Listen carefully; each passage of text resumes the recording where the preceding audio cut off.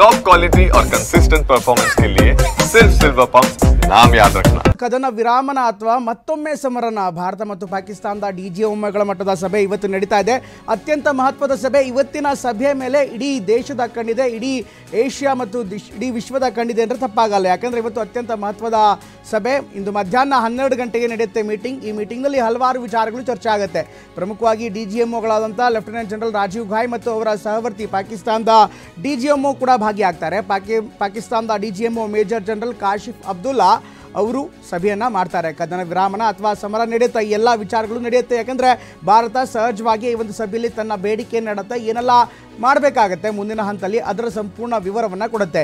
ಈಗಾಗಲೇ ಭಾರತ ನಿರಂತರವಾಗಿ ದಾಳಿಯನ್ನು ಮಾಡ್ತಾ ಇದೆ. ಪಾಕಿಸ್ತಾನದ ಉಗ್ರರ ಅಡಗುತಾಣಗಳ ವಿರುದ್ಧ ನೇರವಾಗಿ ಭಾರತ ಹೇಳ್ತಾ ಇರುವಂಥದ್ದು, ನಾವು ಯಾವುದೇ ಯುದ್ಧವನ್ನು ಮಾಡೋದಕ್ಕೆ ಬಯಸ್ತಾ ಇಲ್ಲ, ಆದರೆ ಉಗ್ರರ ಅಡಗುತಾಣಗಳನ್ನು ನಾವು ಸುಮ್ಮನೆ ಬಿಡೋದಿಲ್ಲ. ಈ ಸಂದೇಶವನ್ನು ಭಾರತ ಸ್ಪಷ್ಟವಾಗಿ ಕೊಟ್ಟಿದೆ. ಅದೇ ಸಂದರ್ಭದಲ್ಲಿ ಭಾರತೀಯ ಸೇನೆ ಮೇಲೆ ಪಾಕ್ ಸೇನೆ ದಾಳಿ ಮಾಡಿದ್ರಿಂದ ನಾವು ಕೂಡ ಅವರ ವಾಯುಸೇನೆಯನ್ನು ನಷ್ಟ ಮಾಡಿದ್ವಿ ಅನ್ನುವಂಥ ಹೇಳಿಕೆ ಕೊಡ್ತಾ ಇದೆ. ಇನ್ನು ಮೇ 10ರಂದು ಇಬ್ಬರ ನಡುವೆ ಡಿಜಿಎಂಒಗಳ ನಡುವೆ ಮಾತುಕತೆಗೆ ಒಪ್ಪಿಗೆ ಸಿಕ್ಕಿತ್ತು. ಅಂದು ಭಾರತದ ಮಾತುಕತೆಗೆ ಪಾಕಿಸ್ತಾನ ಆಫರ್ ಕೊಟ್ಟಿತ್ತು. ಮಾತುಕತೆ ಬೆನ್ನಲ್ಲೇ ಪಾಕ್ ನಡುವೆ ಕದನ ವಿರಾಮ ಕೂಡ ಆಯಿತು. ಇಂದು ಇಬ್ಬರ ನಡುವೆ ಮತ್ತೊಂದು ಸುತ್ತಿನ ಮಾತುಕತೆ ಆಗಿದೆ. ಮೊನ್ನೆ ಮೇ 10ನೇ ತಾರೀಕು ಕೇವಲ ಫೋನ್ನಲ್ಲಿ ದೂರವಾಣಿ ಮೂಲಕ ಮಾತುಕತೆ ಆಗಿತ್ತು.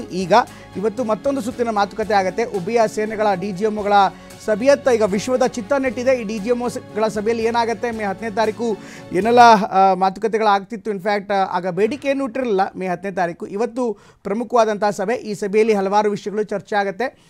ಭಾರತದ ಕೆಲವೊಂದಿಷ್ಟು ಪ್ರಮುಖ ಬೇಡಿಕೆಗಳಿರುತ್ತೆ. ಈಗಾಗಲೇ ಉಗ್ರರ ನೆಲೆಗಳನ್ನು ಧ್ವಂಸ ಮಾಡಲಾಗಿದೆ. ಅದೇ ರೀತಿ ಉಗ್ರರ ನೆಟ್ವರ್ಕ್ಗಳ ಬಗ್ಗೆ ವಿವರ, ಜೊತೆಗೆ ಭಾರತ ಯಾವ್ಯಾವ ಶಿಬಿರಗಳಿದೆ ಪಾಕಿಸ್ತಾನದ ಆಕ್ಯುಪೈಡ್ ಕಾಶ್ಮೀರದಲ್ಲಿ, ಅಲ್ಲೂ ಕೂಡ ಆ ಶಿಬಿರಗಳನ್ನು ಮುಚ್ಚುವಂಥ ಸೂಚನೆ ಕೊಡುವಂಥ ಸಾಧ್ಯತೆ ಇರುತ್ತೆ. ಅದರ ಜೊತೆಗೆ ಕೆಲವೊಂದಿಷ್ಟು ಉಗ್ರರ ಹಿಟ್ ಲಿಸ್ಟ್ಗಳನ್ನು ಕೂಡ ಭಾರತ ಈಗಾಗಲೇ ಪಾಕಿಸ್ತಾನಕ್ಕೆ ಕೊಟ್ಟಿರುವಂಥ ಸಾಧ್ಯತೆ ಇರುತ್ತೆ. ಇವತ್ತಿನ ಸಭೆಯಲ್ಲಿ ಆ ಒಂದು ವಿಚಾರ ಕೂಡ ಚರ್ಚೆ ಆಗುವಂಥ ಸಾಧ್ಯತೆ ಇರುತ್ತೆ.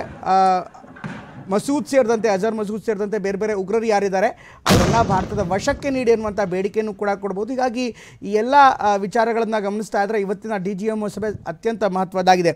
ಅಜರ್ ಮಸೂದ್ ಸೇರಿದಂತೆ ಉಗ್ರರು ಯಾರಿದ್ದಾರೆ ಅವರ ಪಟ್ಟಿಯನ್ನು ಕೂಡ ಭಾರತ ಪಾಕಿಸ್ತಾನಕ್ಕೆ ನೀಡುವಂಥ ಸಾಧ್ಯತೆ ಇದೆ. ಇವತ್ತು ಡಿಜಿಎಂಒಗಳ ಮಟ್ಟದಲ್ಲಿ ಸಭೆ, ಅಂದರೆ ಕೇವಲ ಮಿಲಿಟ್ರಿ ಟು ಮಿಲಿಟ್ರಿ, ಇದರಲ್ಲಿ ಯಾವುದೇ ರಾಜತಾಂತ್ರಿಕ ಮಾತುಗಳೇ ಇಲ್ಲ, ಕೇವಲ ಡಿಜಿಎಂಒಗಳ ಸಭೆ. ಸದ್ಯಕ್ಕೆ ಕದನ ವಿರಾಮ ಘೋಷಣೆ ಆಗಿರುವಂಥ ಹಿನ್ನೆಲೆಯಲ್ಲಿ ಈ ಡಿಜಿಎಂಒಗಳ ಸಭೆಯಲ್ಲಿ ಏನೆಲ್ಲ ಆಗುತ್ತೆ ಅಂದರೆ ಏಕಾಏಕಿ ಎಲ್ಲವೂ ಕೂಡ ನಿಂತು ಹೋಗುತ್ತೆ ಅಂತ ಹೇಳೋಕ್ಕಾಗಲ್ಲ. ತಾತ್ಕಾಲಿಕವಾಗಿ ಈಗ ಕದನ ವಿರಾಮವನ್ನು ಘೋಷಣೆ ಮಾಡಲಾಗಿದೆ. ಒಂದು ವೇಳೆ ನಮ್ಮ ಬೇಡಿಕೆಗಳಿಗೆ ಒಪ್ಪದೇ ಇದ್ದರೆ ಪಾಕಿಸ್ತಾನ, ಆಗ ಸಹಜವಾಗಿ ಭಾರತ ಉಗ್ರರನ್ನು ಮಟ್ಟ ಹಾಕಲು ಏನೆಲ್ಲ ಕ್ರಮಗಳನ್ನು ಕೈಗೊಳ್ಳಬೇಕಾಗತ್ತೋ ಆ ಎಲ್ಲ ಕ್ರಮಗಳನ್ನು ಕೈಗೊಳ್ಳಬೇಕಾಗತ್ತೆ. ಹೀಗಾಗಿ ಈ ವಿಚಾರವನ್ನು ಕೂಡ ಸಭೆಯಲ್ಲಿ ಸ್ಪಷ್ಟವಾಗಿ ಹೇಳುವಂಥ ಸಾಧ್ಯತೆ ಇದೆ.